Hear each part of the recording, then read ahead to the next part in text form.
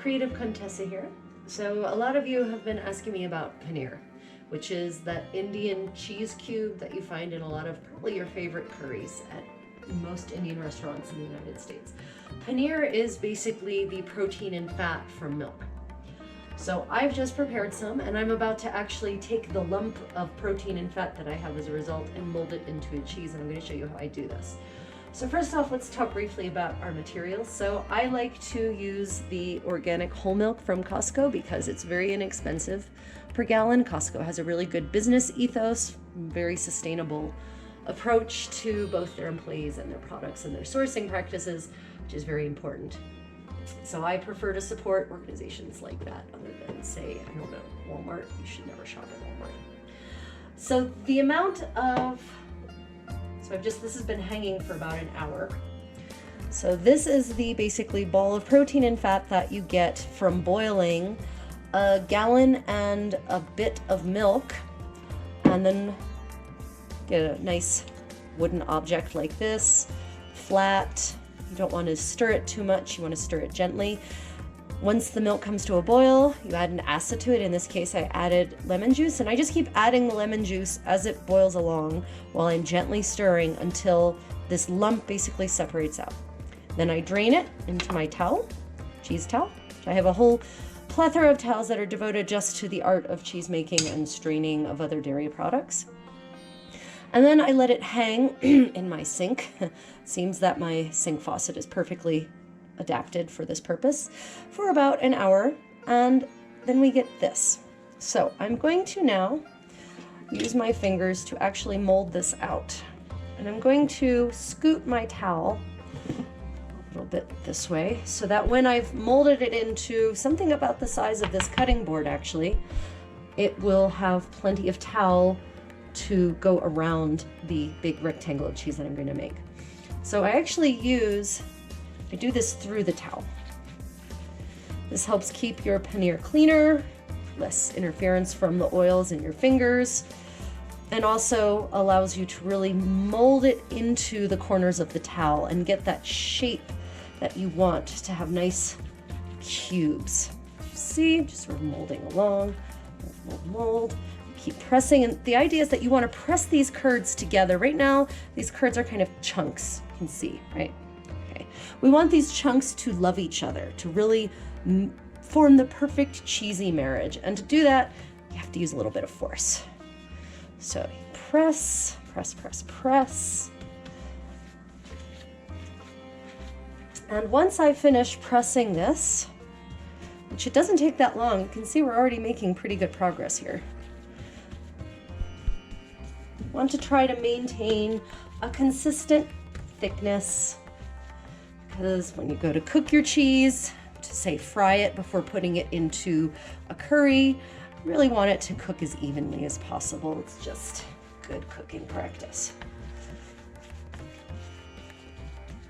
Like I said, the amount that you see here, this is from a gallon and a bit of milk. So it actually takes quite a lot of milk to get this much out of it. And I know some of you are probably going to ask me, can I use low-fat milk? Can I use non-fat milk? Well, you can. You're going to get a lot less, and your cheese is going to be much more rubbery because it's going to be all protein if it's skim milk, and it's going to be more protein than fat if it's a low-fat milk.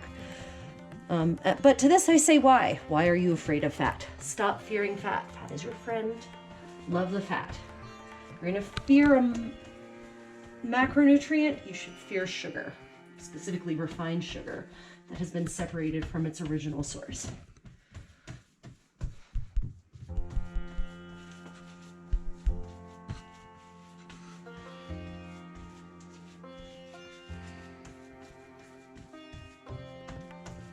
So when you reach the edges, you want to take your towel, you want to create a nice border, right? And you're going to mash the cheese into that. So I'm taking my hands, making a wall, and then I'm pushing the cheese into that wall.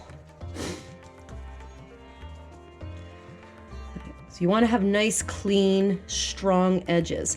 If you just let your paneer taper off into nothingness, that will create a weak edge that will crumble, into basically a kind of crumbly cottage cheese, almost like ricotta, because in essence, this is a form of ricotta cheese.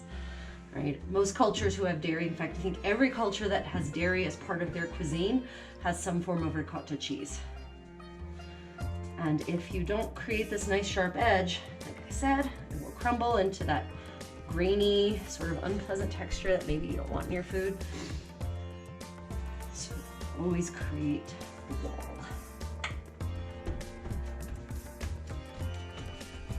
Well, I'm going to keep doing this, and once I'm done, I will show you how the final product looks.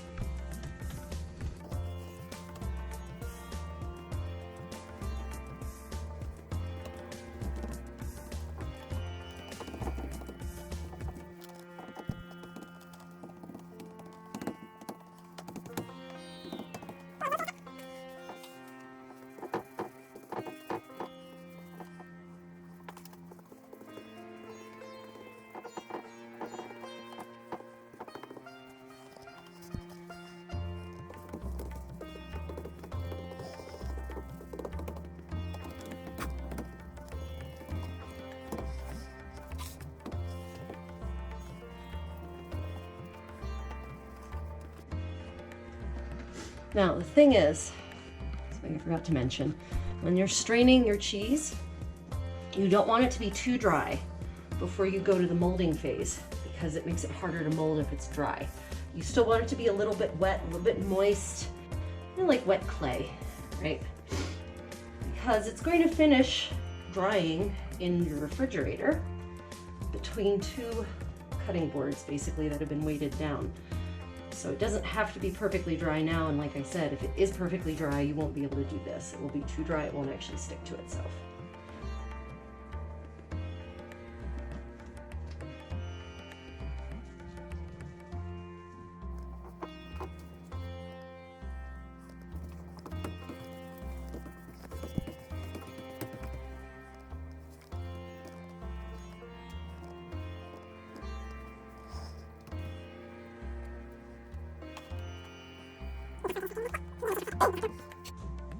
Right, so some of you may be wondering, what is the optimal thickness? There is no optimal thickness. There is a kind of minimum thickness, because if it's any thinner than, say, I'll say any thinner than ½ an inch, and it's just, it probably will not hold up quite as well in your curries in terms of this level of thickness, right? This dimension of thickness. So ½ an inch is kind of where you want it to be. You can make it thicker, of course, if you want, but I like roughly about ½ an inch. Now, when you go to use your paneer in anything that's cooked, you will want to make sure that you saute it in oil first before adding it to your curry, because homemade paneer will never have the cohesion that industrially made paneer will, because industrial made paneer has these massive metal they're metal, these massive machines with these plates that can press them with an almost geologic force into cheese blocks that are much sturdier than the homemade kind. So to prevent your paneer cubes from crumbling into your curry, you always want to fry them first in a saute pan with some oil of your choice. Traditional oils would include ghee, which is clarified butter, mustard oil, or coconut oil. And then once they're lightly browned on most sides, or even just two sides, two bigger sides, then you can toss it into your curry, stir gently, and the paneer will hold together quite nicely. Okay, let's take a look and see if I'm happy. Okay, so this is basically what it looks like before it goes through the pressing process of being pressed between the boards. So this will be the bottom cutting board. I've got another big cutting board that we'll put on top. And then we weight it down with every concentratedly heavy thing that you have in your fridge. Especially liquids are really nice and heavy. So if you have other things, milk or half and half, or canned food's really nice and heavy. Put that on top of your cutting board, and then leave it in the fridge for a couple days ideally. Honestly, is best. And you'll have a nice solid block of paneer for your own use.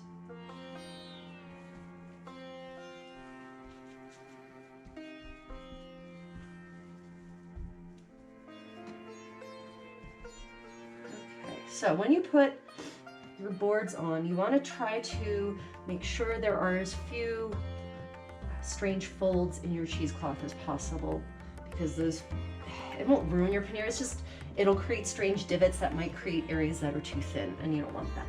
So you'll see I've made sure that this is nicely draped over, nice and flat more or less.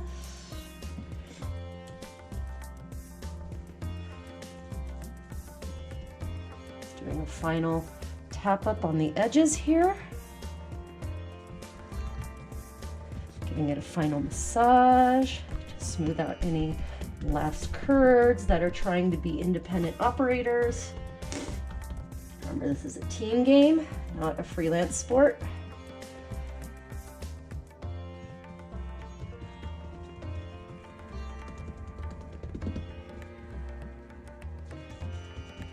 Confident my husband would love it if I spent this much time on his muscles.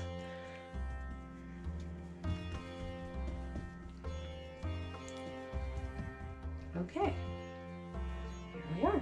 We now have our proto paneer. So I'm going to go grab the other cutting board and I'm going to weight the crap out of these and figure out where on earth I'm going to put it in my overly stuffed fridge. Okay.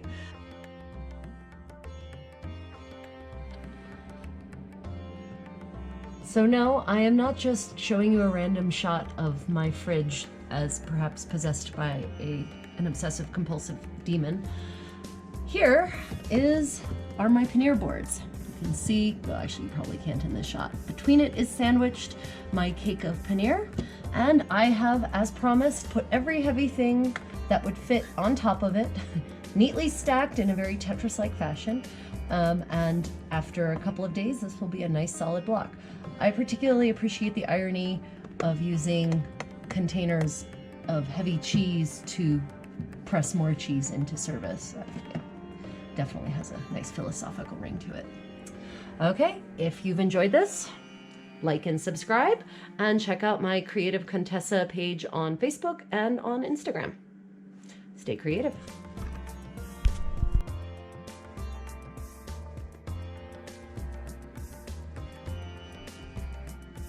Creative Contessa here.